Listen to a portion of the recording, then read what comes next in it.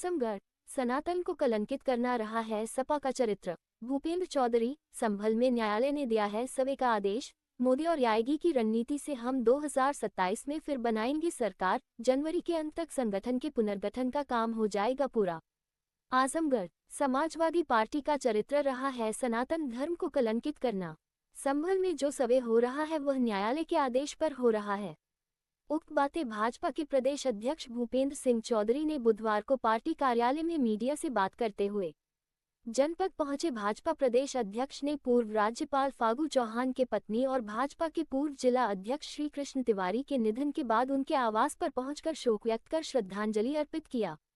इसके बाद वह भाजपा कार्यालय पहुंचे जहां उनके द्वारा मीडिया से वार्ता की गई। इस दौरान उन्होंने कहा कि सपा हमेशा से सनातन की विरोधी रही है। आप देखें किस प्रकार अयोध्या में कार सेवकों का नरसंहार कराने का कार्य किया गया।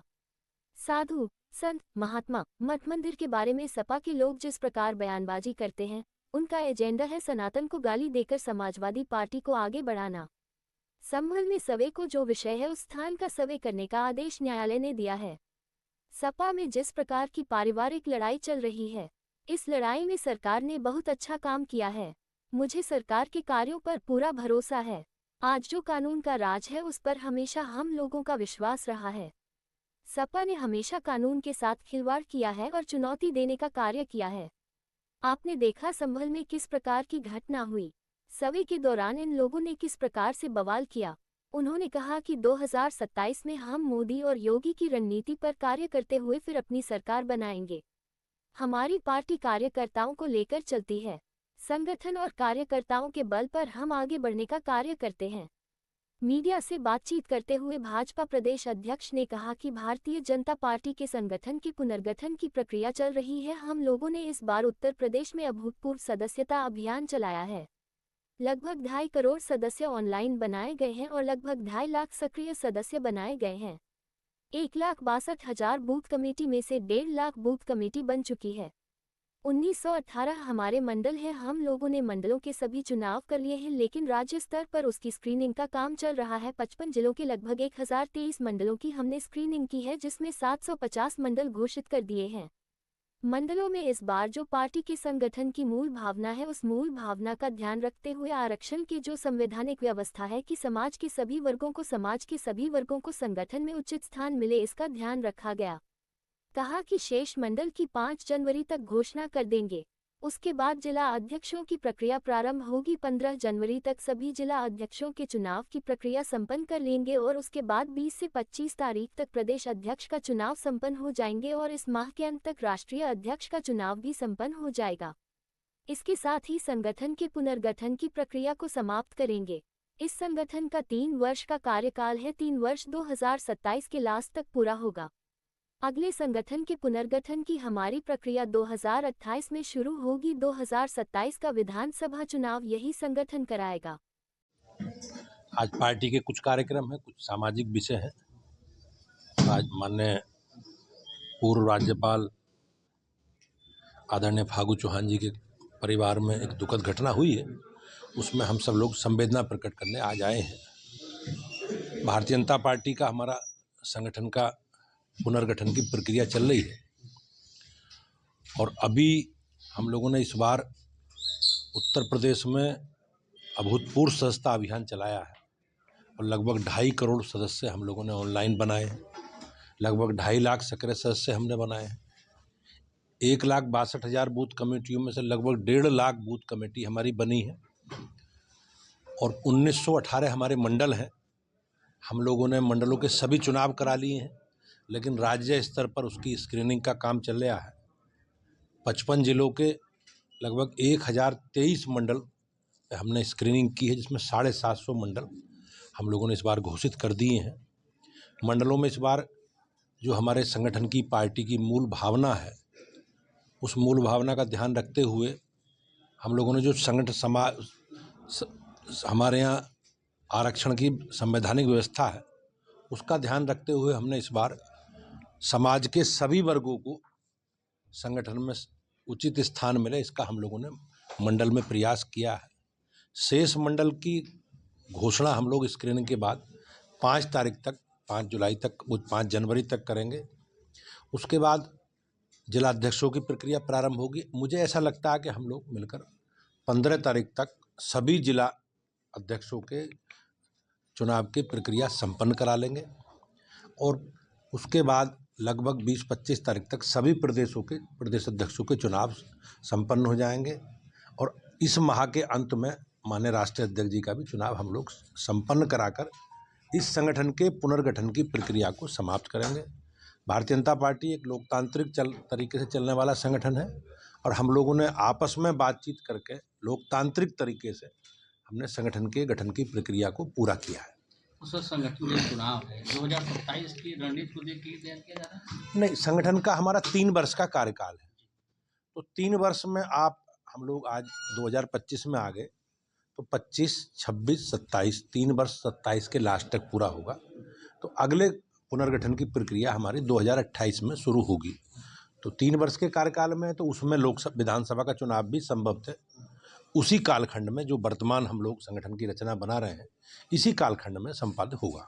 सर, लोकसभा के लिए बीजेपी की तरफ से रणनीति तैयार की नहीं, भारतीय जनता पार्टी आज सबकी पार्टी है, समाज के सब वर्गों की पार्टी है और हमारी पार्टी का जो स्वरूप है वो सर्वव्यापी है, सर्वस्पर्शी है और हम लोग समाज में सामाजिक समरसता का और सामाजिक सद्भाव की बात के साथ राजनीति करते हैं।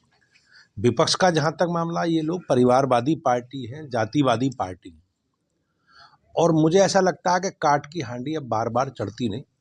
जनता ने इनके नेगेटिव एजेंडे को समझ लिया है और आप देखेंगे कि पूरी तरह इनका पीडीए का जो फार्मूले की बात ये कर रहे हैं वो विधानसभा के उपचुनावों में जनता ने उसे नकारने का काम किया है। पूरे देश भर में आपने देखा होगा, हरियाणा में तीसरी बार भारतीय जनता पार्टी की सरकार बनी है। हरियाणा के राज्य के इतिहास में किसी दल को तीसरी बार सरकार बनाने का अवसर नहीं मिला है। ऐसी महाराष्ट्र में भी तीसरी बार हमारी सरकार बनी है। तो जो इनका एजेंडा था नेगेटिव, नकारात्मक एजेंडे के आधार पर जो इन्होंने आंशिक सफलता प्राप्त की थी लोगों को गुमराह करके, वो जनता समझ गई है और मुझे ऐसा लगता है कि अब जो माननीय प्रधानमंत्री जी के नेतृत्व में हमारी सरकार काम कर रही है, सबका साथ, सबका विकास और सबके विश्वास के आधार पर जनता उसके साथ खड़ी है।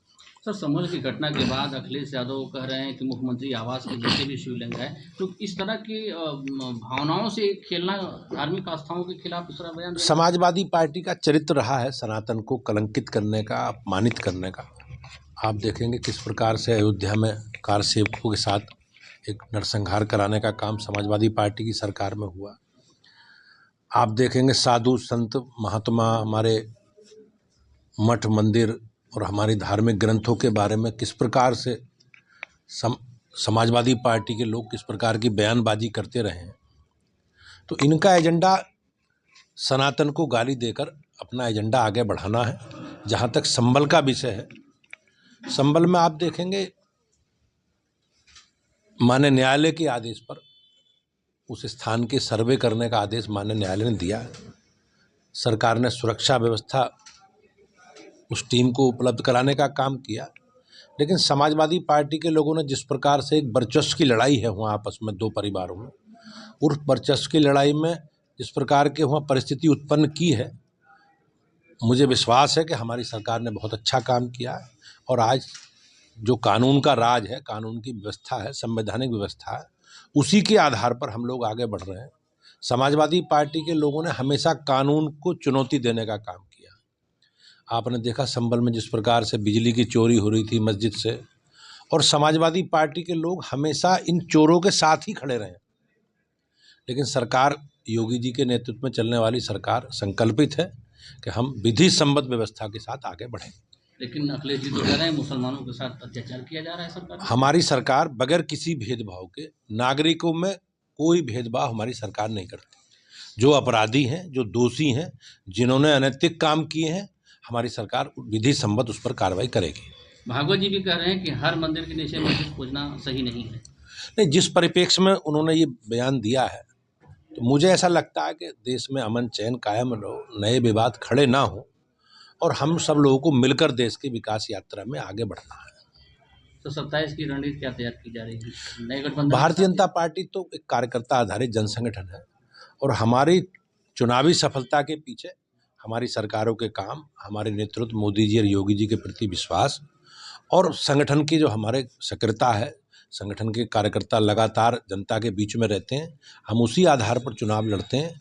जो जो काम हमने किए हैं उत्तर प्रदेश के लिए केंद्र में हमारी सरकार ने, उन सब कामों को अपने एजेंडे के साथ जनता के बीच में जाएंगे। सर कुंभ भी हो रहा है, कुंभ का किस तरह से रहेगा आयोजन? कुंभ आपने देखा होगा 2019 में भारतीय जनता पार्टी की योगी जी की नेतृत्व में सरकार ने जिस प्रकार से दिव्य और भव्य कुंभ की कल्पना की है, हमारे बड़ी संख्या में श्रद्धालु एक आस्था के साथ कुंभ में स्नान करने आएंगे, तो उन्हें अच्छी व्यवस्था मिले, साफ सफाई हो, सुरक्षित उनका यातायात के साधन हो, आगमन हो और वो एक आस्था के साथ कुंभ में स्नान कर सकें। इसके लिए सरकार का पूरा प्रयास है और निश्चित रूप से आपने देखा होगा हमारी सरकार उसमें सफल होगी। तो संसद में अमित शाह जी के एक बयान पर पूरा विपक्ष आक्रोशित था और कई जगह आंदोलन किए गए। समाजवादी विपक्ष ने जिस प्रकार से 22 सेकंड के उस वीडियो को काट छांट करके एक भ्रम फैलाने का काम किया, प्रदेश और देश की जनता इन भ्रम फैलाने वाले लोगों को सब जानती है। समाजवादी पार्टी ने और कांग्रेस पार्टी ने, बल्कि कांग्रेस पार्टी ने हमेशा डॉक्टर भीमराव अंबेडकर को अपमानित करने का काम किया, वो सब जानते हैं। सर आजमगढ़ के लिए कोई रणनीति है? कितने लास्ट कोशिश के बाद भी आजमगढ़ में कमल खेल नहीं पाता?